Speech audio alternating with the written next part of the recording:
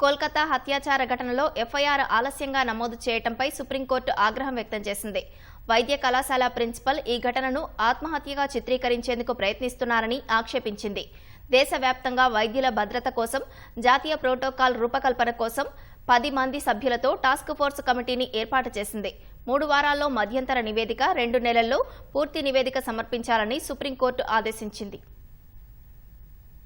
దేశవ్యాప్తంగా కలకలం రేపిన బంగాల్ హత్యాచార ఘటనపై ఆలస్యంగా ఎఫ్ఐఆర్ దాఖలు చేయడం పట్ల బెంగాల్ అధికార యంత్రాంగంపై సుప్రీంకోర్టు మండిపడింది. దేశవ్యాప్తంగా వైద్యుల ఆందోళనలతో ఈ కేసును సుమోటోగా విచారణకు స్వీకరించిన సుప్రీంకోర్టు ప్రధాన న్యాయమూర్తి జస్టిస్ డివై చంద్రచూడ్ సారథ్యంలోని 3 సభ్యుల ధర్మాసనం ఈ ఘటన ద్వారా దేశవ్యాప్తంగా డాక్టర్ల భద్రతపై క్రమబద్ధమైన సమస్యలను లేవనెత్తినట్లు పేర్కొంది. మహిళలు పనికి వెళ్లలేకపోతే, వారికి భద్రత లేకపోతే వారికి సమానత్వం నిరాకరించినట్లేనని సిజేఐ జస్టిస్ చంద్రచూడ్ అన్నారు. మహిళా డాక్టర్లకు భద్రత జాతీయ ప్రయోజనాలతో కూడిన అంశమని ధర్మాసనం పేర్కొంది. క్షేత్రస్థాయి పరిస్థితులు మారటానికి మరో ఘోరం జరిగే వరకు దేశం ఎదురు చూడలేదన్నారు. ఎఫ్ఐఆర్ ఆలస్యంగా నమోదు చేయడంపై మండిపడ్డ సిజేఐ ఆసుపత్రి యంత్రాంగం ఏం చేస్తోందని ఆక్షేపించారు. నేరాన్ని ముందుగానే గుర్తించినట్లు కనిపిస్తున్న వైద్య కళాశాల ప్రిన్సిపల్ ఆత్మహత్యగా చిత్రీకరించే ప్రయత్నం చేసినట్లు ధర్మాసనంలోని మిగతా న్యాయమూర్తులు justice JB Pardiwala, justice Manoj Mishra అన్నారు. బంగాల్ పోలీసులపై ఆగ్రహం వ్యక్తం చేసిన ధర్మాసనం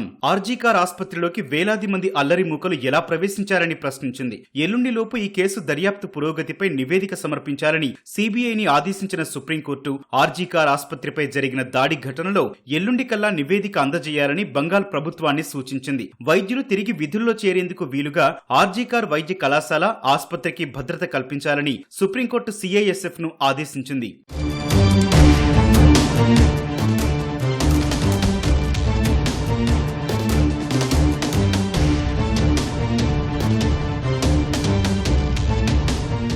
వైద్య నిపుణుల భద్రత కోసం చట్టాలు ఉన్నప్పటికీ అవి క్రమబద్ధమైన సమస్యలను పరిష్కరించడం లేదని సుప్రీంకోర్టు పేర్కొంది. దేశవ్యాప్తంగా వైద్యుల భద్రత కోసం జాతీయ ప్రోటోకాల్ రూపొందించేందుకు 10 మంది సభ్యులతో జాతీయ టాస్క్ ఫోర్స్ ను ఏర్పాటు చేసింది. ఈ బృందానికి సర్జన్ వైస్ అడ్మిరల్ ఆర్కే షెరిన్ సారథ్యం వహించనున్నారు. ఈ టాస్క్ ఫోర్స్ లో ప్రముఖ వైద్య నిపుణుడు AIG MD doctor Nageshwar Reddy, AIIMS director Srinivas కు కూడా చోటు దక్కింది. కేంద్ర కేబినెట్, హోంశాఖ కార్యదర్శులు ఎక్సఫీషియో సభ్యులుగా ఉంటారని ధర్మాసనం పేర్కొంది. 3 వారాల్లో మధ్యంతర నివేదిక, 2 నెలల్లో పూర్తి నివేదిక సమర్పించాలని సుప్రీంకోర్టు ఆదేశించింది. ఈ కేసు తదుపరి విచారణ ఈ నెల 22కు వాయిదా వేసింది.